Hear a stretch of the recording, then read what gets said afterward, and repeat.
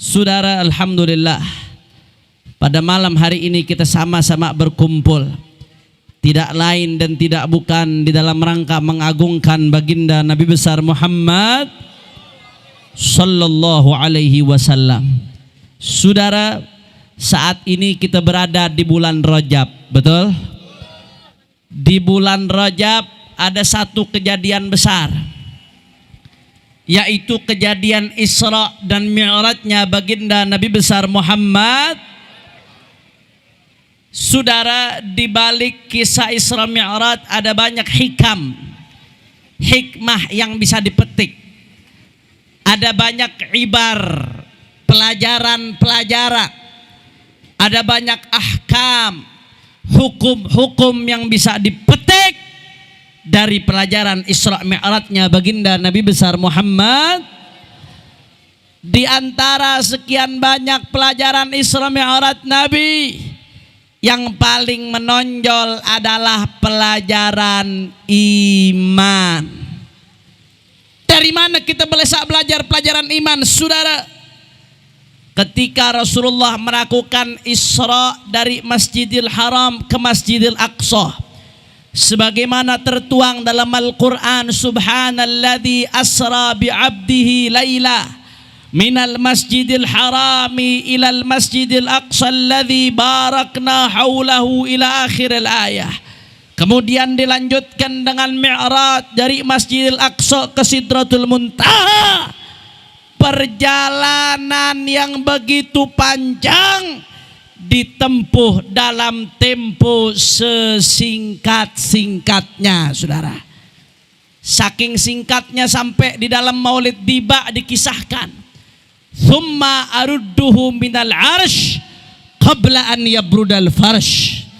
Saudara, ketika Nabi Muhammad tinggalkan tempat tidurnya di Makkah Al-Mukarramah untuk Isra Mi'raj, saat itu tempat tidur yang baru ditinggalkan masih hangat, saudara. Tempat tidur kalau baru ditinggalin anget, tapi angetnya biasanya nggak bertahan lama, betul? Saudara, ketika Nabi Muhammad pulang dari Isra Mi'raj, tempat tidur Nabi masih hangat. Artinya apa? Isra Mi'raj Nabi sangat singkat, diperkirakan mungkin gak sampai 1 jam, saudara. Perjalanan yang begitu jauh ditempuh dalam tempo sesingkat-singkatnya. Waktu itu belum ada pesawat jet, belum ada kereta cepat, belum ada LRT, MRT. Pada saat itu belum ada mobil yang kencang, saudara. Kendaraan yang ada saat itu adalah onta dan kuda.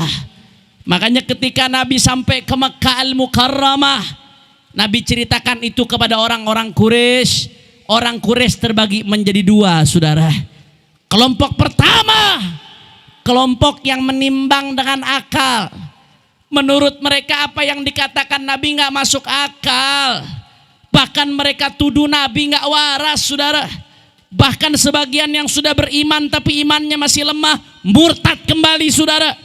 Ibadallah, kelompok ini mengatakan kepada Nabi, "Hei Muhammad, nadribu akbadal ibil ilaihi syahra wa tadda'i annaka ataitaha fil lailah." Muhammad, kau jangan ngarang-ngarang. Kami ini pengalaman ke Masjidil Aqsa. Perjalanan saja sekali berangkat 1 bulan, PP 2 bulan. Kami sudah biasa.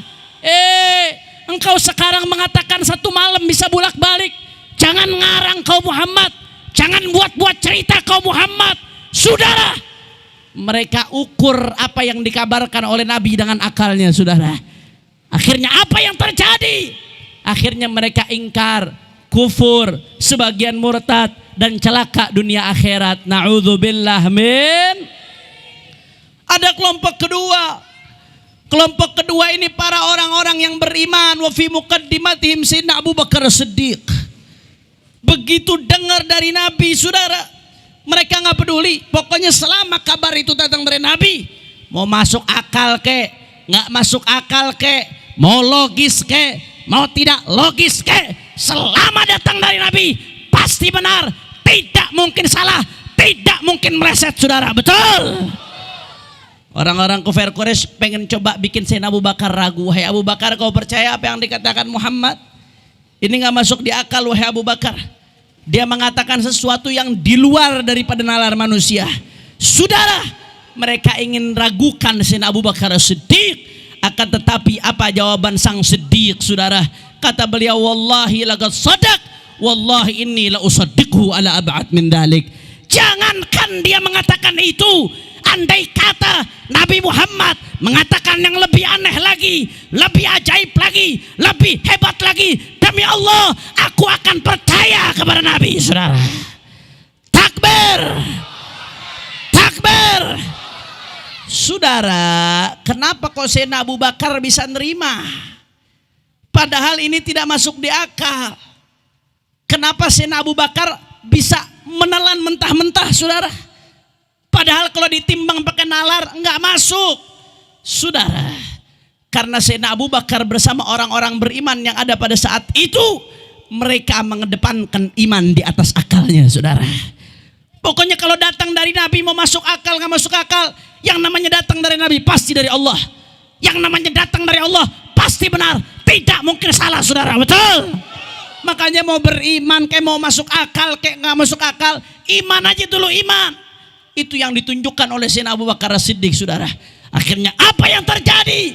Sayyidina Abu Bakar As-Siddiq bersama para sahabat dan ahlul bait yang beriman, mereka menjadi suada, bahagia, sejahtera selama-lamanya dunia akhirat, saudara. Alhamdulillah. Dari sini kita bisa ngambil pelajaran. Kalau mau bahagia dunia akhirat, maka paling atas kita taruh iman. Sebelum segala-galanya iman. Pokoknya selama datang dari Nabi udah iman udah. Apa yang datang dari Allah iman aja udah. Apa yang datang dari syariat, aman Nabi syariah, iman aja udah. Mau urusan masuk akal nggak masuk akal, mau urusan logis atau tidak logis belakangan.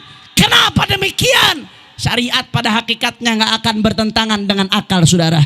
Tapi terkadang bukan syariatnya yang bermasalah, tapi akalnya yang bermasalah. Sehingga ketika syariat bertentangan dengan akal kita, jangan malah menggugurkan syariat, mengikuti akal, tapi gugurkan akal kita untuk ikuti syariat, saudara. Betul.